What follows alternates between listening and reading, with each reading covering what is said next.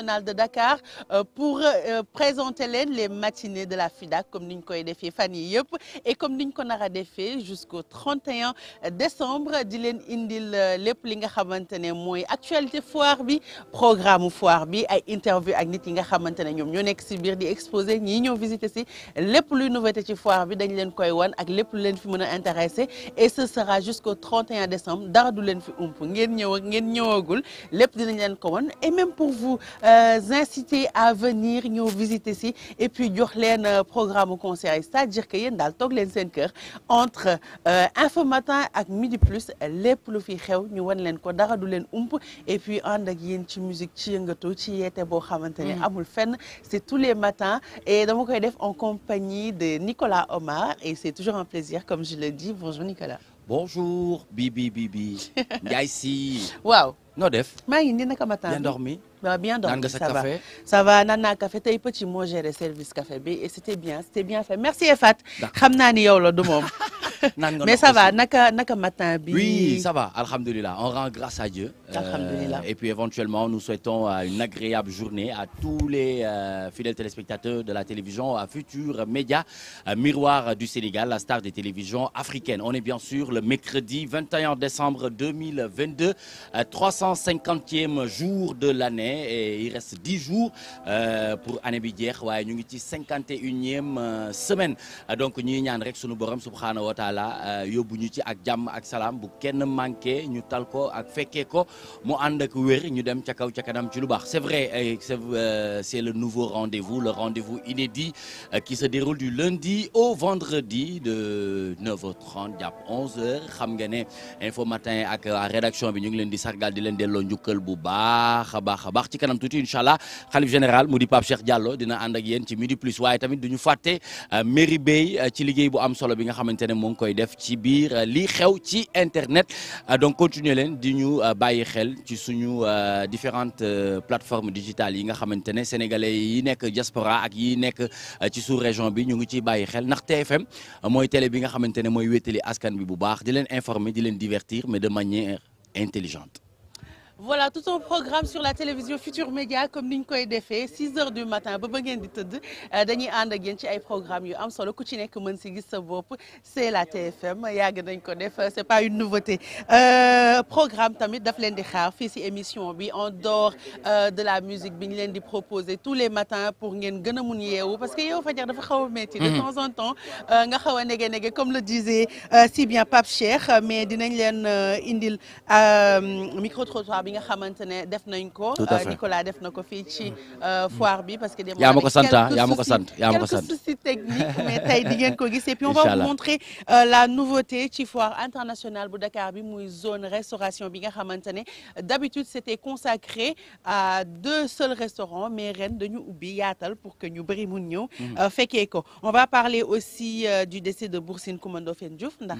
21 décembre la tombeloon et puis ci biir actualité bi ñu indi leen avant-première ou tirailleur bu Omar Sy une fierté pour tous les Sénégalais franchement. Absolument. C'était son bébé c'est son projet il l'a porté depuis 11 ans mu ñëw teg ko et puis avant-première bi ñu defee ko Dakar nous ça nous rend fiers télévision Futur Média mi ngi fa woon dinañ ko gën a tas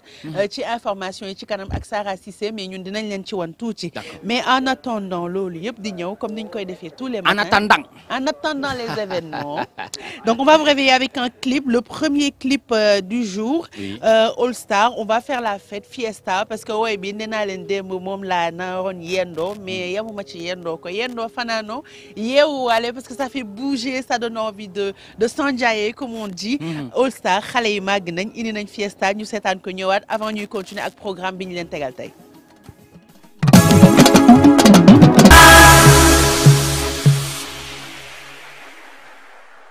boo leen di ñaangi te c'est juste pour la fête pour ñun ñëpp ñu àndandoo le 30 décembre dem Esplanade Grand Théâtre faire la fête avec waa All Star benn genre au carnaval défilé de princesse ce sera tout beau magnifique pour suñu doom yi nga xamante ne jàng nañ ba nekk en pause d'ailleurs ñu ci bëri dinañ commencer jël vacances donc le 30 décembre ñun ñëpp ñu ànd en famille Esplanade bu Grand Théâtre pour faire la fête. Ah ouais c'est la fête parce que c'est tout simplement les enfants te bu ñu waxee xale mooy nañu def li nga xamante ne ñoom moom moo leen war na mag ñi yërëm gune yi waaye na gune yi na mag ñi jox na gune yi jox cër mag ñi bu baax a baax a baax gis ngeen ko dégg ngeen ko le 30 décembre incha allah rendez-vous à ne pas manquer daw si leen gaaw yéen waajur yi ngeen ànd ak njaboot bi surtout nag bu tombé ñu indi leen ay tableau d'honneur indi leen ay notes yu mucc ay parce que tout simplement loolu dafa bokk ci critère li nga xamante ne mooy Sen Petit Gallé ba yóbbu leen ñu doon ay all star donc ñu ngi ciy xaar papa maman les enfants venez faire la fête parce que tout simplement on espère terminer incha allah en beauté cette année 2022 et puis ubbeeku bu baax a baax ci 2023 sunu borom defal ñu ci ay tawféex bu baax a baax. L'année 2022 a été très très belle ñu commencé woon ko 1er janvier ak Youssou Ndour moom la ñuy tijjeewaat 2023 bi ñoom Coupe d'Afrique jaar fii beaucoup de bonnes nouvelles pour 2022 bi Sénégal dem Coupe du Monde en tout cas c'était une année exceptionnelle et on espère que 2023 comme ni ñuy wax bu naree ñaaw yàlla na dàq 2022 et surtout ñu génnoon ci ñaari années yu compliquées entre 2020 2021 Covid confinement crise enfin plein de trucs yoo xamante ne crise économique qui continue toujours d'ailleurs parce que yokku beeg yëpp métti na mais en tout cas 2023 on espère que dinañ trouver solution aussi crise yeeg yi métti àdduna bi yëpp man daal àdduna boo xamante ne peace love and harmony la ñuy dund ñëpp nekk ci jàmm tout à fait voilà loolu laay ñaan daal pour 2023 bi amiin yàlla na ko yàlla na mu yëtam seen kër ñaanaale leen comme je vous le disais tantôt tey dañuy dem waxtaane tirailleur bu Omar Sy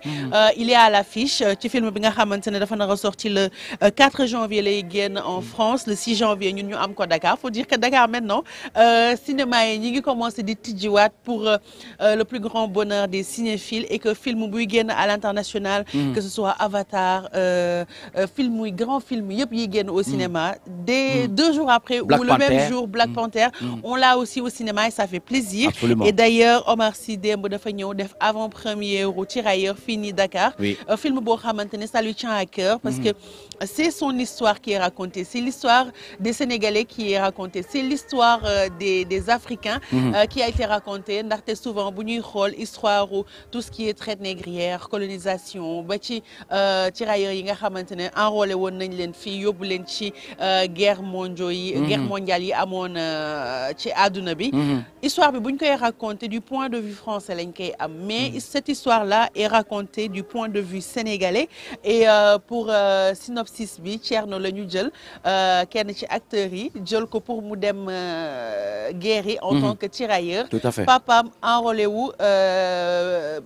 de sa propre guise pour dem protéger du doomam et ça nous raconte l'histoire du père et du fils ci ay rangs wu guerre c'est une histoire qui va forcément nous toucher surtout que ñun ñu bëri suñu ay maam ay tirailleurs la ñu absolument donc tirailleurs yi lu ñu leen ñaanal du doy lu ñu leen munti defal tamit du doy ba tax na gis nañu li nga xamante ne moom mooy président bu ñëw ci réew mi teg ci ay jéego yu am solo parce que dañu nekk ñoo xamante ne ay jàmbaar fakk tëdd la ñu def ci jéego fii ci mim réew pour ñu gën a mën a moom suñu bopp ngeen a mën a am li nga xamante ne moom mooy ab liberté ñoom dañ ci jouer rôle bu essentiel 1917 Bakary Diallo s'enrôle dans l'armée française pour rejoindre Thierno son fils de 17 ans qui a été recruté de force envoyé sur le front père et fils vont devoir affronter la guerre ensemble galvanisé par la fougue de son officier qui veut le conduire au cœur de la bataille Thierno va s'affranchir et apprendre à devenir un homme tandis que Bakary va tout faire pour l'arracher au combat et le ramener sain et sauf donc muy film bu am solo comme ni nga ko waxee avant-première bi amoon na démb waaye ñuy xaar sortie bi le 4 janvier 2023 foofu ca bitim réew réalisateur bi muy Mathieu distribué par Gomo cinématographie Louis Armando Artega donc société de production muy unité Koro. Merci beaucoup Wikipédia donc film bi nga xamante ne ça fait 10 ans que Mathieu va de pied di ko nourrir di ko togg à la base c'était juste deux phrases qui sont devenues un synopsis bi nga lire léegi donc ensuite c'est devenu une idée boo xamante ne ils se sont dit mais oui on va le faire pourquoi pas le faire et ça a donné film bi juddu ils ont vu Omar Sy comme l'acteur qui devait interpréter ce rôle principal là et le film a vu le jour et a plu tellement que dañu ko sélectionné woon Festival de Cannes, sélection un certain regard, et depuis le film fait son petit bonhomme de chemin entre festival yi. Omar Sy di ko présenté fu ne porté ko nag parce que ça arrive à un moment de l'histoire où il faut que africains yi joxe seen point de vue. Souvent am na nu nga xamante ne parfois yeneen pays dañu koy xoolee comme quoi les gens qui sont venus prendre leur boulot, les gens qui sont venus jël seen yenn opportunités yi, mais on oublie souvent les tirailleurs yi nga xamante ne ils étaient 200 000 si première guerre mondiale bi, 150 000 si deuxième bi, ñëw servir aux côtés des soldats français. Guerre ak ñoom défendre leen ci guerre boo xamante ne en réalité da nga naan sa yoon nekku si. Et je pense que après vu la manière dont ils ont été remerciés ci camp Thiaroye, à un moment donné il faut raconter leur histoire et du point de vue des Africains pour que France aussi xam li xewoon fii, xam ne peut-être ñi ngi immigré di dem foofu, peut-être ñi ngi fay dem di ut liggéey, mais am na loo xamante ne yoreel nañ ñu ko. Donc chapeau à Omar Sy, chapeau à Mathieu Valdepied ak tous les acteurs sénégalais yi nga xamante ne ñu ngi ci joué ñëpp, parce que ñëwoon na fii def casting bi choisir ay acteurs yoo xamante ne joué nañ ci film bi ñu nar leen exporter au niveau international. Ça fait plaisir en tout cas. Bravo Omar Sy, bravo à tous ces acteurs. On a hâte de voir le film le 6. Est-ce que du ma la invité ñu ànd cinéma def seetaani ko? Boo ko defee moom dina ma joie comme ni ko xale yi di waxee. Ça va me faire plaisir. Donc on ira au cinéma ensemble pour voir le film. ñu xool ndax li nga lire ci synopsis bi dina concorder ak li ñuy gis, parce que parfois nga lire benn affaire tu vas voir t'es déçu, mais à mon avis ce film là va cartonner aussi bien au Sénégal qu'au niveau du monde. Voilà, chapeau à Omar Sy. Depuis que mu nekk acteur, il fait son petit bonhomme de chemin. Tout à fait. Pour notre plus grand plaisir, on va continuer ci liñ doon waxtaanee tout à l'heure, parce que c'était un mercredi 21 décembre. Bour Sine Coumba Ndoffène Diouf génnoon àdduna, tey ñu bëgg rendre hommage. Oui, Bour Sine Coumba Ndoffène ku ko déggul xam na ko ndax jéego yi nga xamante ne def nañ ko fi. Boo xoolee ci ndombal tànk bi mu am mën nañ jàpp ne li nga xamante ne moom premier ministre la woon ci lii nga xamante ne moom la ñuy tàmm di wax ne ñoom ci loolu la ñuy dox. Donc 21 décembre 1923 nous rappelle li nga xamante ne mooy décès à Diakhao qui di Bour Sine Coumba Ndoffène Fandeb, donc muy un arrêté de l'administration coloniale française du 2 mars 1926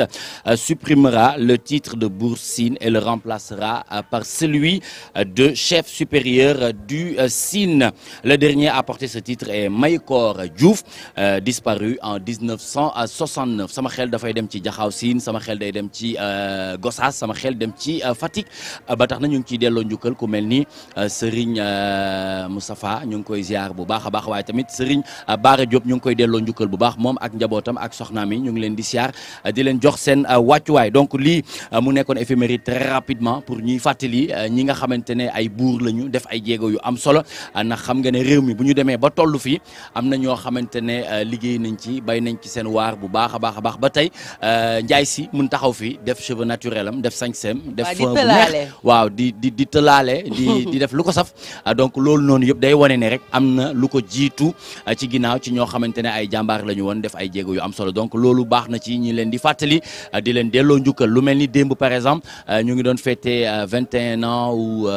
génnum àddina ki nga xamante ne moo nekkoon premier président de la République du Sénégal mu di Léopold Sédar Senghor. ñu koy fàttaliku ndeysaan bañ ko indee fii ñu ko doon ziar doon ko xool laata ñu ko doon denc, waaye gis nga fi ñu taxaw nii ci vision am la bokkoon. Loolu moo waraloon tey ñu wax bu ñu waxee 30e édition wu foire internationale de Dakar, donc moom moo sanc lii nga xamante ne moom mooy CICES. Voilà une partie de notre histoire. Donc Bour Sine Coumba Ndoffène bokkoon ci suñu buur yi nga xamante ne dañu défendre vaillamment contre bi tubaab bi ñooy dugg ci dëkk bi. Donc ça reste toujours dans l'histoire. Tirailleurs, nos rois, résistants yi nga xamante ne amoon na ay résistants religieux comme Cheikh Ahmadou Bamba, Khadim Rassoul, ay ñoom Cheikh Oumar Foutiyou Tall. Ils sont nombreux à nous avoir défendu. Bour Sine Coumba Ndoffène, Lat Dior Diop, Mame Alhaji Malick, ils ont été nombreux à nous avoir défendu. Donc ñooñu dañ leen di fàttaliku tout le temps. Et si Bour Sine buñ koy fàttaliku damay nuyu la boutique Bour Sine bi nga xamante ne ils habillent les grandes dames, que de grandes marques. Franchement pour fête yi soo leen di wër loo ngeen sañse dem leen Bour Sine, parce que li ngeen fay gis ay pièces uniques lay doon. Et c'est pas pour rien. Même ci Mardi Gras boo xoolee sax da ngay gis léeg-léeg xale yi ñu leen di solal colin ki nga xamante ne moom mais mooy. c'est très important aussi que bu ñu leen Sine solalee suñu buur yi. ñu raconter leen histoire nit ki kan la lan la def pour que xale yi gën xam seen bopp. parce que soo xamul sa bopp. doo xam fi ngay jëm. donc je disais tout à l'heure boutique Bour Sine ku bëgg sañse yu nice yu rafet. yoo xamante ne amul fenn des pièces uniques. dem leen fa Léopold Sédar Senghor bi nga tudd sànq nag c'était un visionnaire. que ce soit la Foire internationale de Dakar que ce soit Fesman. que ce soit mise en avant du théâtre national Daniel Sorano moom il investissait dans l'humain la personne daf ko ñoroon bu baax a baax a baax a baax la culture daf ko ñoroon bu baax a baax a baax c'est pas pour rien qu'il était poète c'est pas pour rien que mu dem ba France di leen jàngale français c'était un président boo xamante ne il a marqué sa période ba bi mu fi génn àdduna